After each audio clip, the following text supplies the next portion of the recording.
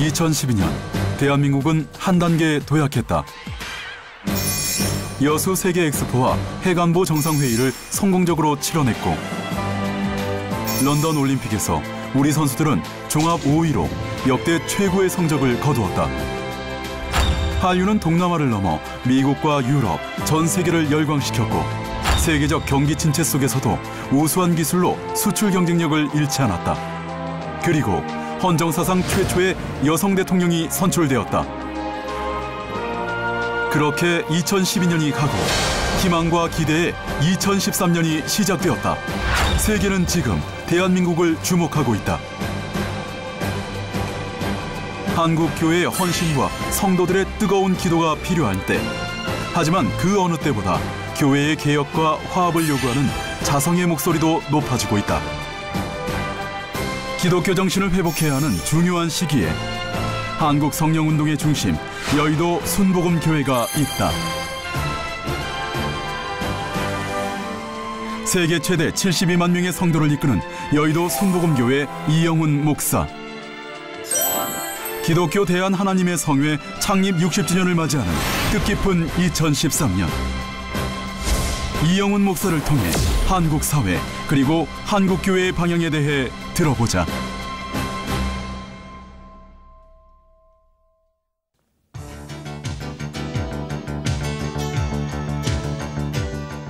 (2013년은) 새 대통령이 취임한 첫 해인 동시에 우리 한국 교회의 회복과 연합에 있어서 매우 중요한 뜻깊은 해가 됩니다. 새해를 맞아 준비한 특집 대담 2013년 한국 교회를 말한다. 오늘 그 두 번째 시간, 단일 교회로서는 세계 최대 교회인 순복음교회의 담임 목사님이신 이영훈 목사님을 모시고 2013년 한국 교회에 나아갈 방향에 대해 함께 얘기를 나눠보도록 하겠습니다. 목사님 어서 오십시오. 네, 안녕하세요. 예, 무척 바쁘신 가운데 이렇게 저희 특집 대담에 참여해 주셔서 얼마나 감사한지 모르겠습니다. 새해 잘 맞이하셨죠?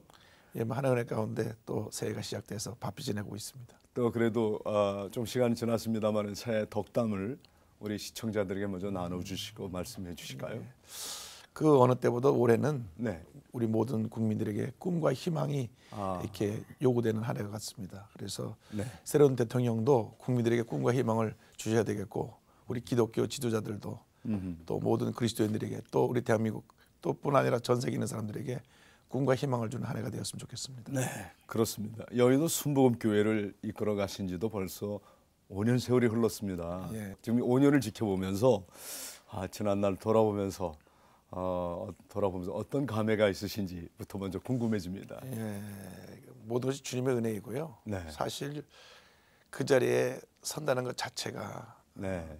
제 인간적인 생각과 노력으로는 도저히 불가능한 자리고, 네. 또 순간순간 주님 함께 하시고 도와주시는 은혜가 없었더라면 도저히 지금까지 오지 못할 거라 생각합니다. 왜냐하면 우리 조영희 목사님 사역 50년을 이루신 그 사역이 너무나 크고 또 방대하고 또 많은 영향을 미친 그러한 사역이기 때문에 사실 그에 비하면 저는 부족한 게 너무 많거든요.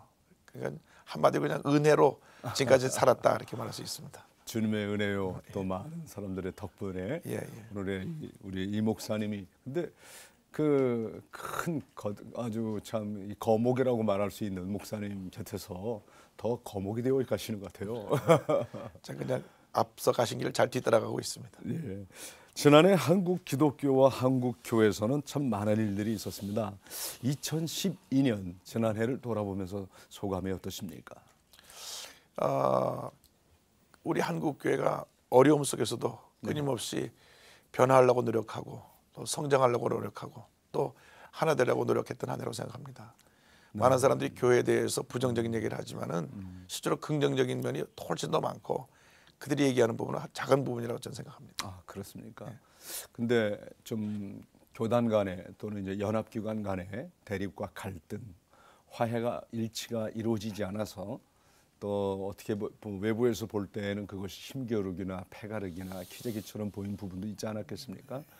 이런 것을 어떻게 하면 좀 상생과 통합의 방향으로 이끌어 가고 싶은 것이 우리 이 목사님의 마음이실 텐데 목사님 보시기에 2013년 한국교회 어떤 방향으로 나아갔으면 하는 것이 간절한 기도 제목일까요?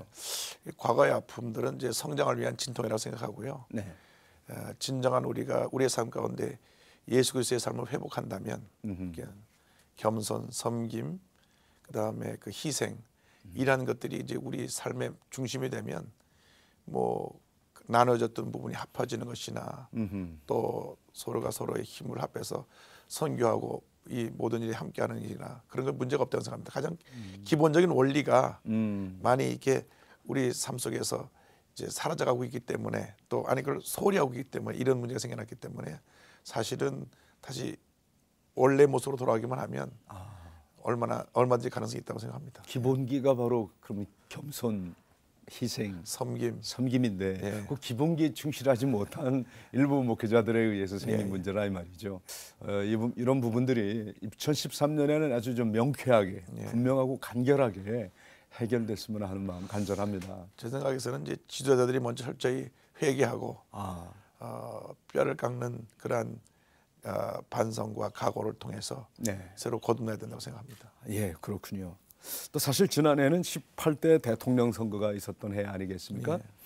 새 정부가 출범하는 2013년은 교계를 넘어 한국 사회에도 큰 변화를 예고하고 있습니다. 2013년 한국 사회를 목사님께서는 어떻게 전망하시는지요? 제일 큰 문제가 사실 그동안에 우리 한국 사회가 경제적인 침체. 그렇죠. 그래서 서민들이 너무나 어렵게 지낸 해였기 때문에 2013년에는 뭔가 서민들에게 꿈을 주는 한 해가 돼야 되는데 이제 제가 보기에는 많은 회복이 있을 것 같습니다. 네. 경제적인 회복, 그 다음에 이제 나누고 다투던 그런 그 분열에 대한 회복, 그리고 이제 제일 제가 중요시 여기는 것은 우리 한국 사회가 가진 자는 너무나 많이 가지고 네. 없는 자는 너무나 없기 때문에 그 간격이 그렇죠. 깊어졌거든요. 그 간격을 좁히는 해. 새로운 대통령이 그런 면에 있어서 치중한다면 좀 우리나라가 굉장히 상생의 정치를 통해서 새롭게 변화되고 발전하는 그런 기회가 될 것을 믿습니다. 네, 또 새 대통령께서 민생 대통령임을 예. 자처하셨단 말씀이죠. 예. 아무래도 또 목사님이 한국 교회 지도자 중에 한 분이시다 보니까 이 새 정부에 바라는 점, 새 대통령에게 이렇게 좀 살아봐 주셨으면 좋겠다 하는 교회 지도자로서의 어떤 희망사항이랄까 또 부탁할 말씀이 있으면 이 기회에 한번 좀 해주시기 바랍니다. 예, 제가 보기에는 이제 정치하는 분들이 가장 크게 그동안 잘못했던 것 중에 하나가 네. 자꾸 이렇게 나눈 것입니다. 지역을 나누고 계층을 나누고 그래서 자꾸 대립을 시켰습니다. 그러니까 그 지역 간의 갈등, 이념 간의 갈등, 노사 간의 갈등. 네. 그러니까 이런 갈등을 통해서 사회가 분열되고 아주 극단으로 치우쳐지고 한 이러한 아픔들을 우리가 안고 있는데요. 새로운 대통령은 이제는 아우르는 정치, 동과 서가 없고 좌가 우가 없고 남과 북도 결국 한민족이거든요. 그러니까 네. 너무나 자꾸 극렬하게 대립하는 것만을 지향하고 어떻게 하든지 아우르는 대통령이 되어서 우리 국민들의 그 아픔을 치료하는 네. 그러한 귀한 일을 이뤘으면 좋겠습니다. 예, 이렇게 나뉘어진 우리 민심을 이렇게 하나로 모아가는 대통령이 되기 위해 한국 교회도 사실 기도 많이 해야 될 것 그렇죠. 같습니다. 네. 한국 교회가 앞장서서 그런 문제에서 기도하고 협력해야 될 것입니다. 네, 좀 편안하게 우리 목사님 이야기를 좀 듣고 싶습니다. 목사님, 지금 우리 한국 교회는 기독교 신자가 줄어가고 있는 게 사실입니다. 통계로 늘어가고 있지는 않습니다. 물론 일부 우리 여의도 순복음교회는 오히려 목사님이 부임한 이후부터 계속 또 성도가 늘어가고 있는 것도 사실이지만 대개 많은 교회가 신자가 줄어들고 있는데 목사님 교회가 이렇게 계속 신자가 불어나고 있는 그 이유는 뭡니까? 제가 보기에는 한국 교회가 전반적으로 침체된다고 보고 있지 않습니다. 그렇습니까? 왜냐하면 제가 만나는 목사님들 이렇게 대화도 나눠보고 그 목사님 교회 상황을 보면 대부분 그 말씀 중심적으로 또 성령운동을 하는 교회들은 다 성장하고 있더라고요. 그러니까 이 통계라는 통계 수치가 무엇이 기준돼서 숫자가 줄었다고 보고되는지 그건 제가 조금 퀘스천이 있고요. 저희 교회도 뭐 다른 것보다도 그냥 우리 교회가 가지고 내려온 전통 기도 운동, 성령 운동, 말씀 운동 이러한 운동을 계속 개성해 나가면서 이제 사랑의 섬김으로 펼쳐 나가니까 그 결과로 많은 사람들이 교회에 몰려오는 것 같아요. 우리가 이제 특별히 사랑 실천에 있어서는 신자 불신자 가리지 않고 다 섬기거든요. 네. 그러니까 사회적으로 좋은 그 반응을 얻게 되고 그래서 이제 사람들이 전도할 때 마음에 물려고 교회로 오게 되고요. 그래서 많은 성도들이 지금 늘어나고 있습니다. 본질적 요소에 충실한 교회는 여전히 계속 그렇죠. 하나님의 백성들이 찾아오고 그렇지 못한 교회는 또 이렇게 쇠퇴하고 있는 이 모습이 오늘의 우리 한국 교회 모습일 수 있겠군요. 제가 보기에는 지금 건전하게 네, 그 성경의 원리대로 목회하고 있는 교회들은 다 성장하고 있다고 봅니다. 그렇습니다. 네. 그 이제 한 가지 이건 우리가 생각해야 될 것이 기독교에 대해서 부정적인 여론은 정설처럼 빨리 확산이 되고 긍정적인 측면에 대해서는 그 보도가 좀 뭐랄까 확산되지도 않고 그냥 소홀히 되는 부분이 있는 것 같아요. 예. 그래서 앞으로 우리가 이 언론의 역기능과 순기능 중에서 우리 긍정적인 보도를 많이 해가지고 한국 교회의 네. 공헌 네. 또 영향력 이런 부분이 좀 부각돼야 되지 않겠나. 네. 너무나 한두 가지 문제가 있으면 그걸 갖다가 크게 다뤄가지고 실제로 좋은 점이 많은데도 불구하고 몇 가지 문제점만 너무나 들여다보고 있는 그런 안타까움이 있습니다. 네.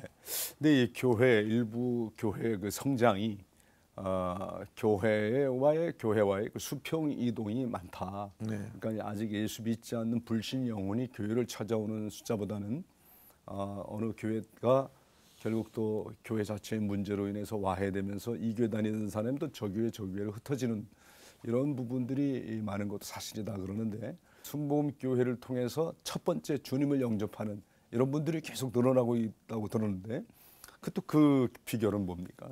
그러니까 대부분이 이제 처음으로 예수 믿는 사람들이 교회에 오거든요. 네. 저희가 이제 지구역장들이나 교회 리더들에게 요청한 내용은 네. 최소한도 한 주일에 한 사람 이상씩 전도를 하자. 1년에 50명 이상씩은 전도하자. 그러니까 본인들이 은혜 받는 것을 나누지 않고 쥐고 있으면 혼자 갖고 있으면 네. 그 은혜가 사장되기 때문에 네. 은혜는 받을수록 나눠야 된다. 그래서 본인들이 나가서 열심히 복음을 전하니까 그 많은 분들이 교회로 오게 되고 또 우리가 그 사랑 실천하는 것이 네. 우리 교인뿐 아니라 그 믿지 않는 분들에게까지 영향을 미치고 있으니까 그분들이 그 받은 은혜를 감사해서 또 자발적으로 교회 나오기도 하고 그렇습니다. 그런 점에서 아직도 역동성이 있는 것 같아요. 한국 사회 아직 4분의 3이 예수를 안 믿으니까 맞아요. 전도할 사람은 얼마든지 많이 있습니다. 맞습니다. 우리의 자세의 문제죠. 예. 그 많은 성도들이 목사님의 설교를 듣고 있단 말이죠. 그만큼 설교에 대한 부담감도 정말 아마 목사님 중에서 가장 많은 스트레스를 갖고 있을 수도 있을 텐데 사실 이제 제 경우에 있어서는 설교가 목회 거의 전부라고 할 정도로 네. 일주일 내내 설교에 대한 생각이 머리에서 떠나지 않습니다. 그렇겠죠. 그러니까 주일날 설교가 딱 끝나는 그 순간 다음 주 설교를 생각을 해야 되고 또 연초에 1년에 어떤 식으로 설교가 진행되어야 할까 방향성을 정해야 돼서 늘 설교를 준비해야 되는데 주일날부터 시작해서 화요일날까지는 다음 주 설교에 대한 아웃라인이 다 나오고요. 네. 보통 이제 매주 책을 한 권에서 두 권씩은 읽습니다. 네. 그래서 그 주간에 가장 새로 나온 신간들 이제 꼭 기독 서적뿐 아니라 일반적으로 많은 사람이 보는 베스트셀러들을 참조를 해서 또 우리 사람들, 우리 살고 있는 사람들이 어떤 대중과의 소통이 이루어져야 되니까 관심을 갖고 있는가라고 하는 그런 부분과 또 설교와의 접목 그리고 이제 신앙의 고전이나 선교사 수기 같은 걸 통해서 성도들이 주는 어떤 도전 이런 부분들을 같이 이제 첨가해서 말씀을 전하는 그런 작업을 하는데요. 매주 해산의 고통이라고 생각할 수 있습니다. 참 정말 해산의 고통이라는 말씀이 너무도 잘 전달이 되고 공감이 됩니다. 늘 부족한 것 같아요. 아이고 또 이렇게 겸손하기까지 목사님께서 이 여의도 순복음교회와 어떤 인연을 갖고 이 교회 담임 목사님이 되셨는지 우리 시청자들은 또 매우 궁금해하실 분들이 많을 것 같습니다. 어떤 인연이 있습니까? 그러니까 이제 저희 집은 사실 4대째 장로교 집안입니다. 네. 근데 저희가 이제 할아버님 평양 서원박교회 장로님으로 섬기셨는데요. 네. 1948년 6월달에 전 가족을 데리고 월남을 하십니다. 근데 저희 시집 가신 고모님 한 분만 못 내려오시고 네. 8자녀 데리고 내려오셔서 할아버님이 이제 서울에 왔을 때 그때 처음 간 곳이 말씀 들어보니까 무조건 북한에서 탈북한 월남한 분들이 가는 곳이 영락교회였답니다. 영락교회 가면 텐트를 쳐놓고 그 천막 안에서 기거한 겁니다. 이 네. 자기 거처를 정할 때까지. 그래서 그곳에 내려오셔서 천막에서 생활하시면서 좀 계시다가 이제 나오셔서 우리 가족들이 이제 정착을 해가지고 계시는데 할아버님이 1949년에 그 남장로교회 선교사님 요청으로 제주도를 가십니다. 제주도 사상폭동이 일어나서 교회가 다 불탔으니까 가서 교회를 네. 재건해 달라. 그래서 이제 그 제주도를 건너가서 표선, 남원 네. 그 교회를 세우시고 있는 말을 목회를 하셨어요. 아. 근데 장로님들이 조사라 그래가지고 이제 네네. 목회를 이전에 하시고 조사라 그랬죠. 예, 목회를 네. 하시고 그리고 이제 그 후에 올라오시면서 제일 처음 할아버님이 올라와 정착하신 것이 상도동인데 그 다음에 다시 집을 서대문에서 오시게 됐어요. 그때가 1964년입니다. 네. 할아버님께서 그 새벽 예배를 한 석 달 다녀오시더니요. 이 앞에는 순복음교로 우리 옮겨야 되겠다. 그때 사실 1964년에 순복음교회라 그러면 좀 장로교회에서 조금 좀 네. 이상한 교회, 조금 좀 네, 신비적인 그랬죠. 쪽으로 간 교회로 네. 좀 순복음교회에 대해서 부정적인 시각을 갖고 있던 시기거든요. 그럼 네. 그때 목사님은 초등학생 시절입니까? 그렇죠. 초등학교 4학년 때죠. 그때 처음 순복음교회를 만났군요. 예, 그래서 이제 할아버님이 석달 새벽 다녀오시더니 교회로 옮긴다 하셔서 사실 할아버님 9남매 중에 저희 가족만 순복음교회로 왔습니다. 그래서 그때부터 이제 순복음교회를 다녔는데 제가 순복음교회에서 성령 체험하라고 나니까 아하, 예수님이 살아계시구나. 늘 집에서 가정 예배 드리고 뭐 성경 공부하고 해서 예수님이 더 잘하고 있었는데 성령 체험하고 나니까 예수님 내 삶에 걸어 들어오셨어요. 그래서 그때로부터 쭉 제가 신앙생활하게 되었고요. 제가 조영기 목사님으로부터 받은 큰 은혜가 두 가지입니다. 하나는 성령 충만이라고 하는 것. 그건 장로교에서 못 듣던 그렇죠. 성령 체험과 또 하나는 절대 긍정의 믿음. 하여간 어떤 경우에도 부정적인 얘기나 부정적인 생각을 하지 않고 늘 긍정적인 고백을 하는 그 훈련. 그래서 이 두 가지가 지금까지 저의 삶을 살아오는데 굉장히 큰 버팀목이 됐습니다. 네, 그랬군요. 성령 충만과 이 절대 긍정의 믿음의 역사. 그렇게 신앙 가정에서 쭉 성장해 오시면서 목회 말고 목사님은 뭔가 인생에 또 다른 꿈을 꾸어오신 적은 없습니까? 뭐 고등학교 다닐 때 이제 아버님이 사업을 하셔가지고요. 네. 이제 그 아버지 사업장에서 자주 갔었습니다. 미싱상해에서 무역을 하셨거든요. 네. 그래서 잠깐 이렇게 돈을 마음껏 벌어서 주님이라서 마음껏 쓰는 것도 참 좋겠다, 멋있겠다 네. 그런 생각도 해본 적은 있습니다. 고등학교 때 잠깐. 예. 그거는 그냥 오로지 일편단심 목회 이외에는 다른 걸 생각을 못 해보셨군요. 어릴 때 별명이 목사였습니다. 목사님께서는 초등학교 때부터 그렇게 성령 체험을 하시고 초등학교 때부터 목사라는 별명을 들을 만큼 뜨거운 신앙이었다 그러는데 그 무슨 계기가 있었습니까? 글쎄요, 제가 이제 은혜 받고 나서 그때 초등학생인데도 어른 예배, 부흥회, 교회 예배라는 예배는 빠진 적이 없어요. 그 말씀이 이렇게 들어오니까. 예, 그러니까 그 은혜가 됐으니까 그랬을 거 아니에요. 예, 그 서대문시대 순복음에서 부흥회를 많이 했습니다. 네. 거의 매달 부흥회를 했어요. 그러니까 매일 저녁 교회가 있는 거예요. 하여간 부흥회를 그때 5세씩 하고 일주일씩 하고 그랬으니까 어떤 2주도 했습니다. 그러면 교회가 있어요, 제가. 그 말씀이 너무 좋아서. 그래서 그 당시 한국의 유명한 부흥 강사의 설교를 안 들어본 게 없습니다. 그러니까 어린 시절인데도 그냥 교회 가서 설교 듣는 게 너무 좋았던 것 같아요. 뭐 별도리 없이 오늘의 순복음교회 담임 목사님이 되어야 될 이유가 거기 있는 것 같습니다. 참 순복음교회 하면 떠오르는 것이 짧은 시간 안에 세계 유례에 찾아볼 수 없는 성장입니다. 물론 세계 교회에서 이게 연구 대상이기도 합니다. 그 목사님이 진단하는 이 짧은 시간 안에 급성장한 세계 최대 단일 교회 그 원인, 그 이유는 무엇일까? 언젠가 그 연세대학교 지금 은퇴하셨습니다 민경배 교수님께서 하신 예. 말씀이 있습니다. 예. 순복음교회 오니까 한국 교회 영성의 그 원초적인 모습이 다 그대로 남아 있다. 그 이유는 한국 교회 역사가 1903년 원산 부흥회를 통해서 1907년 평양 대붕을 통해 가지고 그 한국교회 정체성이 확립됩니다. 네. 강력한 기도 운동, 말씀 운동, 회개 운동, 전도 운동. 네. 이것이 결국 일제 시대를 지나면서 그렇단 그 강력한 성령 운동의 모습이 점차 사라지고 교회가 굉장히 그 예전적인 교회 또 말씀을 강조하지만 성령의 역동성을 상실한 교회, 그러니까 자리 잡는 교회로 변해가고 있을 때 네. 순복음교회가 어떻게 보면 혜성처럼 나타나서 그 잠자고 있던 영성을 깨웠다고 생각합니다. 그러니까 많은 성도들은 그러한 은혜를 사모하고 있는데 네.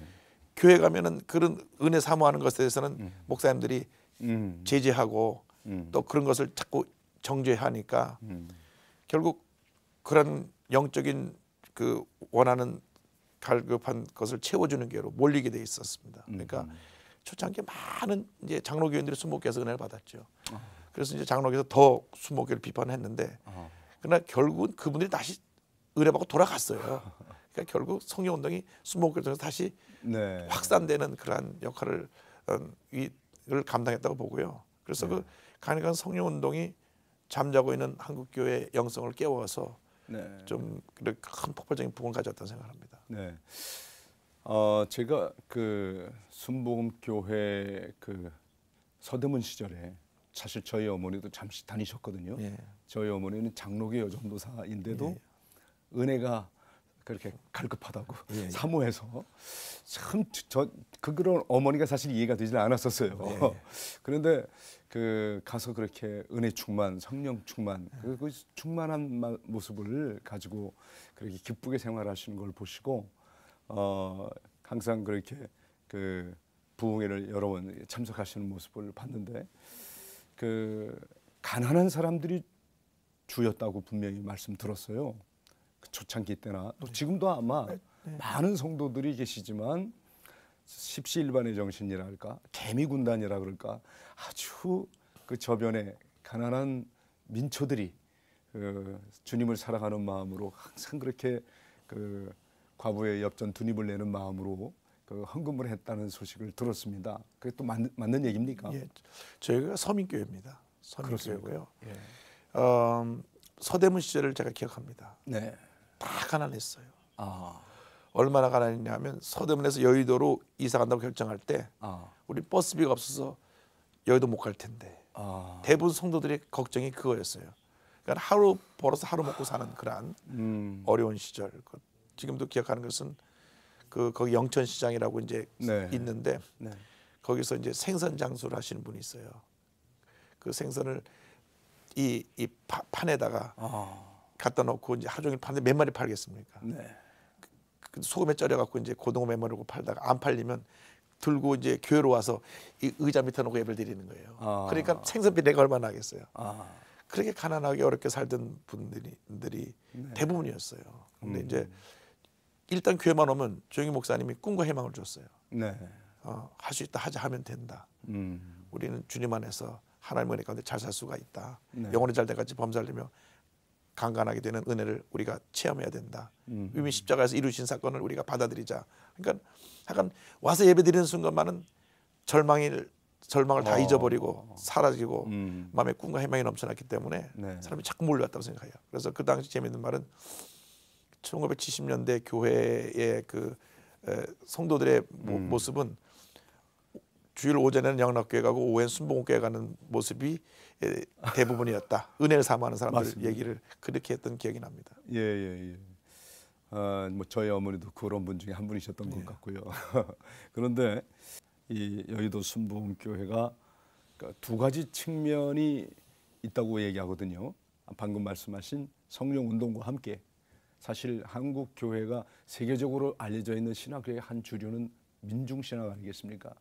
근데 그 민중 신학이 오히려 열매를 맺지 못한 부분은 엘리트들 중심으로 시작한 것이고 엘리트가 저 저변을 파고 들어갔다면 이 성령 운동은 정말 가난한 사람들에게 복음을 전해서 절대 긍정, 절대 희망을 얘기한 이 두 가지가 굉장히 그 해외 많은 신학자들에게도 연구 대상이 되고 있는 것 같습니다. 목사님 보시기에는 어떻습니까?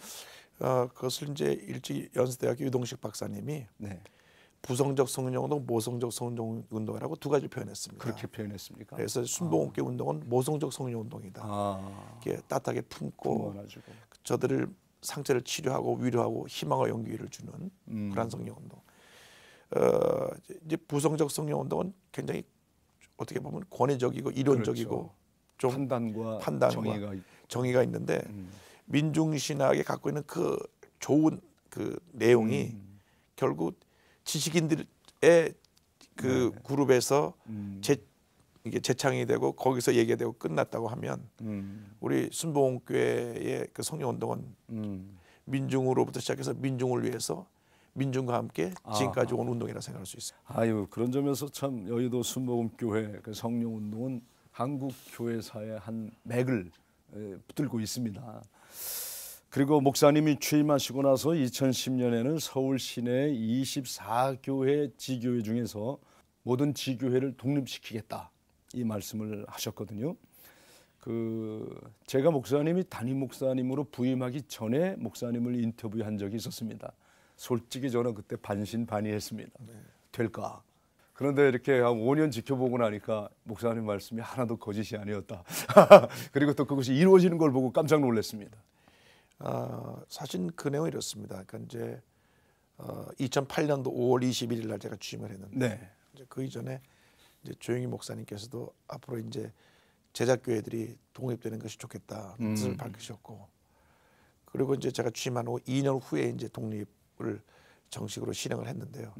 장로님들이 반대가 좀 많았습니다. 그렇겠죠. 왜냐하면 이제 교인 절반이 떨어져 나가면서 재정에 대한 문제가 재정의 절반이 떨어져 나갑니다. 그러니까 모든 그 시스템이 본교회 중심으로 돼 있었기 때문에 그렇죠. 그 오퍼레이션하는 게 교회를 운영하는 모든 면에 있어서 예산이 본교회에서 네. 3분의 2 이상이 다 쓰여져야 되거든요. 네. 그런데 절반이 나가게 되면은 예산적으로 굉장히 큰 마이너스가 되고 네. 교회 운영에 어려움이 당장 따라옵니다. 그런데 이제 그래서 사실은 중간에 타협안으로 내놓은 것이 한꺼번에 독립시키지 말고 2010년 말부터 11년, 12년, 13년 한 3개년으로 해서 2개, 3개씩 이렇게 단계적으로 독립시킵시다. 그 안이 들어왔었습니다. 그래서 이왕 독립할 때 한꺼번에 하자. 그래가지고 2010년 1월 1일 날 그냥 20개 지교회 전체를 다 독립을 해서 교인도 반으로 줄고 헌금도 반으로 줄고 그렇게 됐는데요. 또 각 독립한 교회들이 각자 각 지역을 잘 섬기고 있고 또 저희 교회도 다시 또 새롭게 이제 일어나서 또 많은 영혼들이 구원받고 있고. 네, 그러니까 교회 분리를 시도하면서 등록 교인이 78만 명에서 46만 명으로 줄었지만 또 이렇게 줄었던 교회가 다시 계속 성장하고 있으니까 실질적으로는 교회가 계속 성장하고 있다는 의미죠. 네, 성장하고 있는데요. 언젠가 또 되면 또 나눠줄 수 있으면 또 나눌 수 있다고 생각합니다. 지금 우리 교회 뭐 세계 최대의 교회 그게 자랑이 아니고 그렇죠. 진짜 자랑은 얼만큼 예수님의 모습을 이 땅에 나타내는 교회가 되느냐. 네. 얼만큼 주님의 뜻을 이 땅에 이루는 교회, 맞습니다. 섬김을 보이는 교회가 되느냐. 그게 네. 중요한 것 같아요. 네. 그러니까 물론 큰 교회가 할 수 있는 그런 특별한 맡겨진 일들이 있습니다. 그러니까 그러한 일들을 할 수 있는 그런 사명을 주신 건 맞고요. 그러나 궁극적으로는 우리 교회 이름을 내는 것이 아니라 예수님의 이름을 내는 것이기 때문에 그런 면으로 있어서 우리 교회 앞으로 방향을 잡아야 된다고 생각합니다. 맞습니다. 올해는 기독교 대한 하나님의 성회가 창립 60주년을 맞이하게 되었습니다. 먼저 축하드리고요. 한국 교회에서도 특히 대한 하나님의 성회 60주년이 나름대로 의미가 있을 것 같은데요. 목사님께서는 어떻게 전망하고 계시는지요? 사실 이제 기독교 하나님의 성회가 한국교회 성령운동의 선두주자라고 이제 자부심을 갖고 있는 네. 그런 교단이기도 하고요. 실제로는 이제 1928년에 이미 그 오순절 운동을 시작을 했습니다. 네. 선교사가 들어와서 그런 것이 일제 말기에 선교사가 다 추방되면서 잠시 멈췄다가 1953년에 다시 재출발하는 것이 기독교 하나님의 성회입니다. 네. 그래서 60주년이 되는데 우리 기독교 대한하나님의 성회가 좀 분열돼 있습니다. 네. 그래서 2년 전에 이미 통합을 하기로 선언을 했고 이제 그 동안에 좀 답보 상태에 있었는데 이제 조영희 목사님이 앞장서셔서 그 답보된 것을 좀 다시 아울러서 올해는 좀 마무리했으면 좋겠다 천명을 하셔가지고 우리가 약간 우리 조영희 목사님 중심으로 다시 양기교단이 합치는 것을 재추진하고 있습니다. 현재는 두 교단으로 나누어 있는데 나누어진 이 두 교단이 2013년에 통합을 보는 해로 이렇게 지금 그렇게 우리가 뜻을 모으고 있죠. 있는 거죠. 예. 예, 꼭 잘 되길 바랍니다.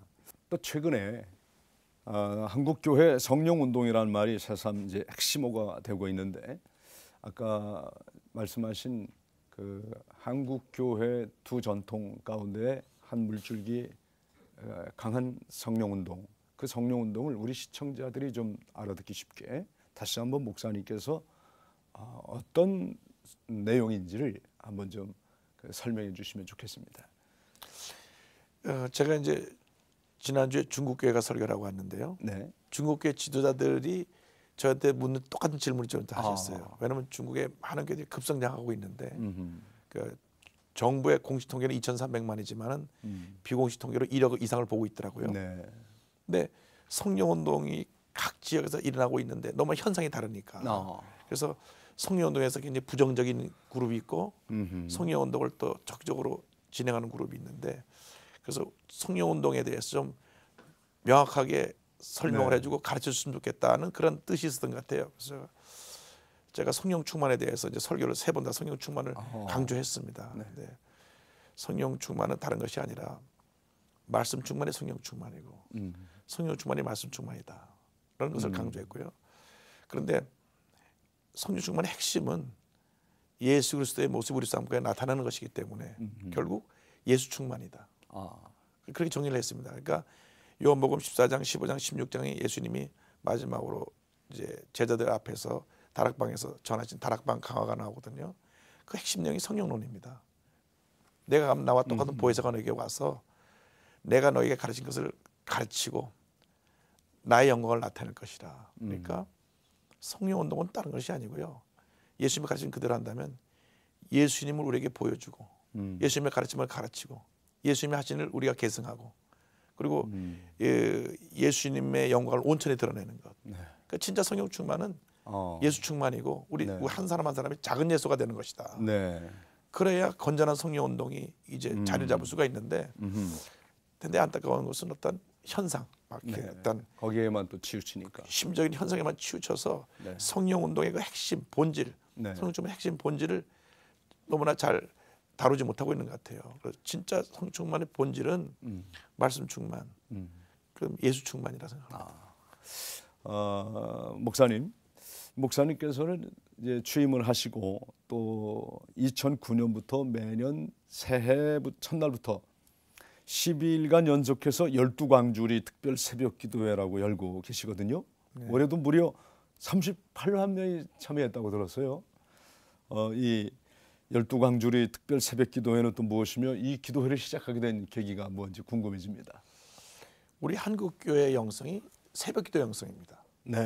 제가 미국에서 공부할 때 그 두루 신학교에 가서 고문서실에서 제가 서류를 좀 봤어요. 그러니까 모든 선교사님 보낸 편지들이 거기 모여 있습니다. 근데 1907년 장대영 교회 붕을 얘기하면서 너무나 성령의 강하게 역사하셔가지고 밤늦게까지 기도하고 집에 안 가는 거예요. 집에 좀 가시라고.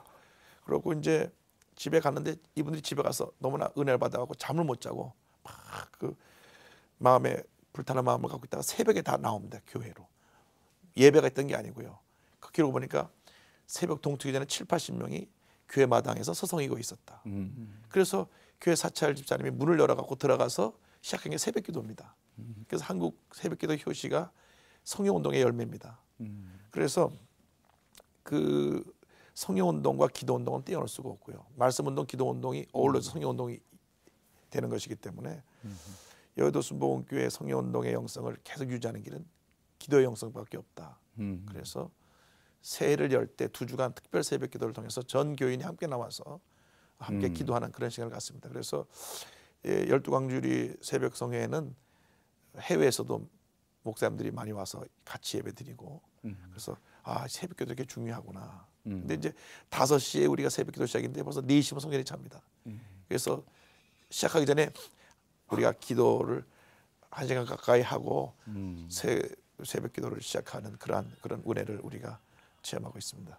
네, 참 놀라운 일입니다. 5시에 시작하는데 이미 1시간 전부터 새벽 4시에 성도들이 가득 차 있다는 모습은 전 세계 많은 성도들이 그거 보고 놀라는 것 같아요. 아니 어떻게 이럴 수가 있나 하고. 다들 갈급한 거죠. 그러니까 예. 새해에 좀 하나님의 은혜로 살기를 원하니까. 참. 뿐만 아니라 사회적으로 이제 나눔은 우리의 시대 아이콘이 되었습니다. 예. 사실은 우리 한국 교회가 견이차 역할을 하지 않았겠습니까? 그만큼 많이 나누는데도 불구하고 많이 하는데 이 사회적 여론은 교회가 이 물질주의, 성장주의에만 치우쳐 있지 나눌 줄 모른다 하는 이런 또 좀 그건 엇박자인데 말이죠. 예. 그 우리 순복음교회에서는 어떤 나눔을 실천하고 있는지 구체적으로 좀 얘기해 주시기 바랍니다. 저희 올해 예산도 3분의 1이 선교하고 구제하는 데 쓰여집니다. 3분의 1이요. 예.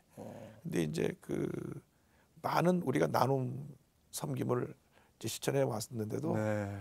이제 그런 보도는 잘 안 되는 것 같아요. 안 되는 것 같죠. 예. 그리고 이제 어떤 문제가 있거나 그런 것은 크게 보도하는데 사실 제가 개인적으로는 굉장히 그 소외된 계층에 대한 관심이 많이 있습니다. 네. 대학을 다닐 때 철거민촌에 봉사를 좀 나간 적이 있어요. 거기서 같은 서울 시 땅 아래서 서울 시내에 살면서 망원동 그 난지도 뚝방 있는 네. 거기 그 철거민촌에 가서 봉사한 적이 있거든요. 그러니까 버스 종점에서 내리면 망원동 거기 다 주택가입니다. 고급 주택가인데 거기서 논두렁을 건너가고 가면은 그 뚝 옆에 정말 어떻게 이렇게 살 수 있을까 할 수 있는 고이상량 전도사님이 그 시절이군요. 그걸 보면서 굉장히 제가 충격을 받고 우리 그리스도인들이 앞으로 이런 것을 그냥 지나가면 안 되겠다. 그래서 선한 사마리아라는 것은 상처 입은 사람 가서 싸매주는 것이 선한 사마리아이지 지나가갖고 그러지 말지 왜 그렇게 살았느냐 조심하지 그랬냐는 그런 의미가 없다. 그래서 개인적으로는 그러한 소외된 계층을 돌보는 그러한 삶이 그리스도인의 삶의 한 부분이 돼야 되고 교회 사역의 중요한 부분이 된다고 생각을 하고 또 저희 교회에서는 그런 일을 많이 실천하고 있습니다. 지금까지 그 심장병원, 심장병으로 이제 고통당하는 불쌍한 분들을 위해서 전액 치료비를 제공해서 수술해 준 분이 4,500명이 넘고요. 지금 국내에서는 사실 심장병으로 치료 못 받은 사람이 없습니다. 그래서 이제는 외국에 베트남 이렇게 여러 나라들에서 와서 치료를 받고 가고 있고요. 엔조 활동을 통해 가지고 그 독거노인, 소년소녀 가장, 그 다음에 이제 그 버려진 아이들에 대한 일대의 결연. 한국이 지금 200만 그 외국인 시대에 다문화 가정 시대가 됐는데요. 우리가 정말 깊은 관심을 가져야 될 것이 한국의 시집으로는 동남아에서 오시는 분들이 2만 5천 명인데요. 1년에 8천 쌍이 이혼을 합니다. 그러면 결혼해서 거기서 난 아이들은 국제적인 미아가 됩니다. 그렇습니다. 베트남에서 1년에 한 8천 명이 와서 시집을 오는데 결혼하는데 이 아이는 베트남 아이도 아니고 한국 아이도 아니고 버려져서 누구 돌보지 않는 이런 아이들. 그래서 전국에 지역아동센터라는 것이 세워졌는데 옛날에 고아원을 대체하고 있는 것이죠. 다 10,000원입니다. 저 시골에까지 그 지역아동센터가 다 10,000원인데 거기는 부모가 있이 버려진 아이들이 많아요. 그래서 이런 아이들에 대한 지속적인 관심, 그다음에 그들을 사랑으로 돌보고 보살펴 주는 거, 이제 그런 일들을 우리가 계속해야 된다고 생각하고요. 또 노숙자, 네. 노숙자가 꼭 서울역이나 이런 역 앞에 있는 그 소수의 사람뿐이 아니고요. 맞습니다. 전국에 홈리스라 그래서 집을 나와고 이렇게 네. 하루 벌어서 예, 왔다 갔다 쪽방이나 고시원에 겨우 머물고 있거나 살고 있는 숫자가 30에서 50만입니다. 네. 그 정부에서 그 숫자를 안 말합니다. 네. 숫자가 워낙 많기 그렇죠. 때문에 또 파악하려고 하지도 않습니다. 네. 그래서 제가 그런 얘기를 자꾸 합니다. 일부러. 네. 왜냐하면 30에서 50만에 되는 사람이 지금도 떠돌고 다니고 있고 그렇습니다. 안정되지 못하고 살고 있는데 그걸 좀 정부가 관심을 갖고 또 교회에서도 관심을 가지고 어떻게든지 그들을 그 주의 사랑으로 잘 섬겨서 좀 사회 속에 안정될 수 있도록. 네. 그런 1차적으로 노숙자에게 매일매일 먹을 양 주는 건 기본적인 것이지만 그렇죠. 그 다음 단계로 그렇죠. 이제 자립할 수 있게끔까지 어떻게 대책을 우리가 마련해주지 않겠나. 그래서 그런 데도 좀 관심이 있고요. 하여간 두루두루 관심이 많습니다. 아유, 목사님이 또 그렇게 큰 교회의 담임 목사님으로서 목양뿐만 아니라 교회 밖에 소외된 이웃들에 대한 그 긍휼의 마음이 넘치는 걸 보고 저도 가슴이 뜨거워지고 그래서 목사님에 대한 신뢰와 존경심이 생깁니다. 앞서서 잘 하시기 때문에 아이고, 제가 아닙니다. 뒤따라갑니다. 또 제가 알기로는 평양에 짓고 있는 조용기 그 전문 병원, 조용기 심장 전문 병원인가요? 네, 심장병원입니다. 어떻게 진행되고 있는지도 좀 궁금한데요. 사실은 그 이 심장병원이 북한에 굉장히 고위층의 깊은 관심사였습니다. 왜냐하면 김일성 주석이 이제 심장병으로 생을 떠났고 또 그 김정일 위원장도 심장병으로 생을 떠난 것이거든요. 그래서 이 상징적으로 남북 간의 관계에 있어서 이 병원 하나 잘 세워야 되겠다. 그래서 진행하고 있었던 간에 남북 관계가 경색되어서 3년 넘게 지금 그 프로젝트가 멈춰 있습니다. 그래서 이번에 새로운 대통령이 이제 세워지니만큼 이때 남북 관계가 정상화되면 1차적으로 그 병원을 완성하려고 합니다. 이 병원에 지어지는 의미는 북한 심장부의 남쪽의 교회에서 병원을 지어줬고 그 병원 안에 채플이 있어서 그 안에 이제 원목이 늘 신앙적으로 의사들과 환자들을 돌볼 수 있는 그런 시스템이 갖춰져 있거든요. 또 하나는 북한에서 최대 큰 건설 회사가 노동력과 그 모래 자갈을 대고 있고 모든 건축 자재는 남쪽에서 올려보냅니다. 그러니까 못 하나까지도 우리 교회에서 헌금을 통해 가지고 이제 육로로 들어갑니다. 그렇군요. 그래서 지어지고 있기 때문에 지금 현재 35% 공정이 맞춰져 있습니다. 네. 8층 건물로요. 아. 그래서 지금 상태에서 다시 재개가 된다면 한 7, 8개월이면 마무리될 것 같거든요. 뭐 새 정부에서는 아무래도 남북 교류가 좀 더 원활해질 것 같으니까. 이걸 1차로 이제 승인을 해 주신다면 아. 우리가 딱 마무리를 해서 예. 남북 통일을 위한 어떤 중요한 하나의 상징적인 건물로 남겨놓고 싶습니다. 아이고, 예, 그 개원식에 한번 꼭 같이 가. 모시고 가겠습니다.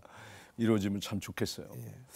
자, 그럼 2013년 여의도 우리 순복음교회는 무엇에 가장 큰 역점을 두고 목회를 할 방침이십니까? 첫째로 성도들에게는 영적 성숙. 영적 성숙. 왜냐하면 이런 말이 있습니다. 교인도 많고 신자는 많은데 제자가 적다. 그러면 교회는 열심히 다녔는데 삶이 변화가 없다는 거거든요. 그러니까 우리가 한 사람 한 사람이 변화된 모습으로 정말 예수님의 제자답게 산다면 이 교회가 세상에 아주 선한 영향을 미치는 그러한 사명을 잘 감당할 수 있다고 보고요. 둘째로는 그 나눔과 섬김. 그러니까 이러한 개인적인 영적 성장과 함께 교회가 갖고 있는 하나님께 받은 은혜를 나누는 거. 그래서 소외된 지역을 섬기는 거. 그리고 이제 교회의 근본 사명이 복음을 전하는 것이니까 땅까지 선교하는 일. 특별히 이제 제3세계 어려운 나라들에게 복음이 들어가면 그 나라가 축복을 받으니까 이제 그런 소외된 지역까지 다 복음을 들고 나갈 그런 꿈을 갖고 있습니다. 목사님이 보시는 우리 2014년뿐만 아니라 한국 교회가 나아가야 할 방향, 해야 될 일들 우리 시청자들 앞에 한번 그렇게 좀 통합적인 통전적 형성을 한번 좀 이야기해 주셨으면 하는 마음이 있습니다. 제가 생각하기는요, 우리가 은혜 받고 축복 받는데 거기다가 다 모든 수족을 맞지 말고 이것은 받은 것을 어떻게 나누느냐 하는 데까지 이것이 다음 단계로 발전돼야 네. 되거든요. 그것이 바로 영적인 성숙이고 삶의 변화라고 생각합니다. 그러니까 아까 제가 강조한 대로 우리 한 사람 한 사람이 성령 충만 받아서 작은 예수로 변화된다면, 작은 예수화 운동이 계속되어진다면 한국의 미래가 밝다고 생각합니다. 네. 한국에 희망이 있습니다. 네. 목사님 많은 사람들이 목사님 만나기만 하면 이제 기도 부탁드리기도 하고 또 목사님은 기도해 주시는 분인데 오늘은 우리 시청자들에게 목사님이 한번 기도를 부탁하면 어떨까요? 저 순복음 교회 담임 목사인 저 이형훈 목사를 위해 한국교회 성도 여러분, 저와 우리 교회를 위해 이렇게 기도해 주십시오 하는 뭐 기도 부탁, 기도 제목을 몇 가지 얘기해 주실 수 있겠습니까? 예, 뭐 다른 것보다도 저처럼 부족한 저를 위해서 기도 많이 해주시기 바랍니다. 늘 처음 목회 시작할 때 그 마음 가지고 평생 주님 앞에 갈 때까지 주님 앞에 겸손할 수 있도록, 그리고 늘 주님이 가장 기뻐하신 뜻을 이룰 수 있도록 기도해 주시고, 또 여의도 순복음교회에서 기도해 주시기 바랍니다. 여의도 순복음교회가 그 성령운동을 통해서 한국교회에 크게 영향을 끼쳤는데 앞으로도 그 강력한 성령운동을 통해서 한국교회와 세계교회를 살리는 역할을 잘 감당할 수 있도록 기도해 주시고, 무엇보다도 서민교회로서 나눔과 섬김을 실천하는 교회 삶을 잘 감당할 수 있도록 잊지 말고 꼭 기도해 주시기 바랍니다. 감사합니다. 네, 저희 C채널 방송과 국민일보 가족 그리고 한국계 모든 성도가 오늘 목사님의 그 기도 제목 그대로 가슴에 품고 함께 기도하겠습니다. 그 목사님에게 주신 귀한 하나님의 사명, 그 사명을 위해 일하시다가 사명을 위해 죽을 수 있는 가장 최고의 행복을 누리는 우리 이 목사님 되시기를 다시 두 손 모아 기도하겠습니다. 예, 감사합니다. 오늘 목사님 출연해 주셔서 감사합니다. 감사합니다. 오늘 이영훈 목사님과 이야기를 나누면서 느낀 건요, 절대 긍정, 절대 감사의 힘이었습니다. 그 힘이 오늘의 여의도 순복음교회를 세계 최대 교회로 성장시킨 게 아닌가 하는 생각이 듭니다. 여러분도 올 한 해 여러분의 영적 성장뿐만 아니라 이제 영적인 성숙을 위해서 우리 이 목사님께서 말씀하신 것처럼 예수의 제자가 되는, 작은 예수가 되는 그런 꿈과 희망을 꼭 가져보길 바랍니다.